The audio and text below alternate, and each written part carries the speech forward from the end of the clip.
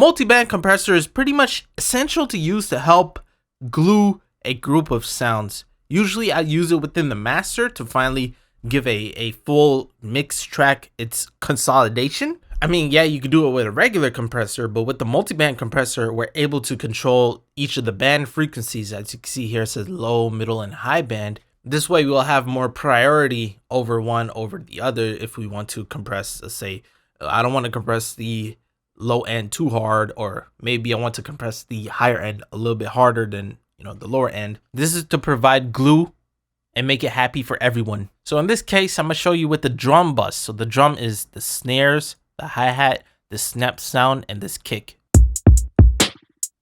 There you go, you can see it, right?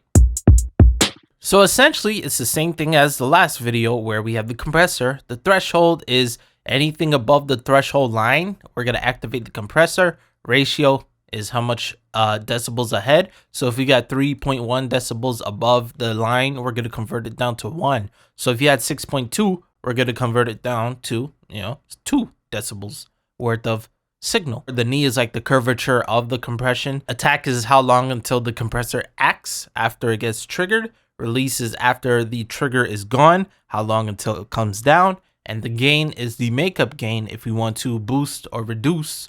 As you can see here, we could go negative infinity, but we could boost it up if we do compress a lot of it and pretty much do that makeup gain staging for the signal. So let's go ahead and show you an example. I'm going to go ahead and mute the low and the middle end, and we're going to play the high end.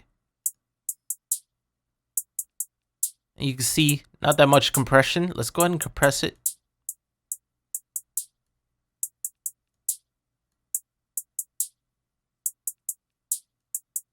And let's bring it up. Maybe we could play with the ratio if we like. Let's go ahead and bypass the other two and have this activated so we can hear what difference the compression on the higher end does.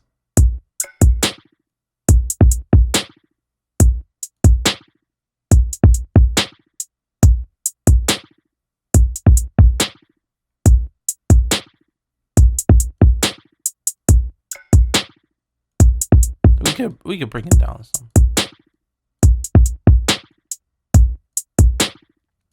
But you can see when we compress it, we get those lower signals and we're able to bring them up more, and we're able to have a more glued in sound. Now I keep saying glued in. So let me go ahead and show you an example real quick. So let's say like this right here.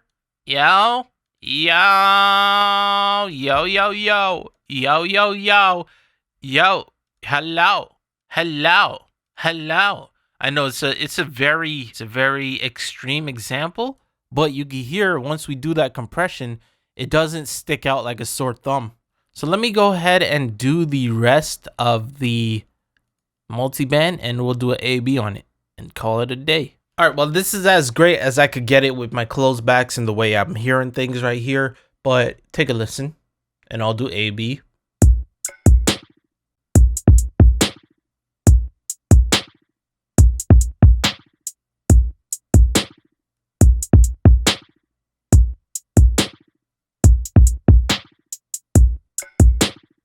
So the multi-band compression does help glue in that EQ from the higher end especially, and I was able to pretty much get a more prominent feeling with the use of the multi-band compression.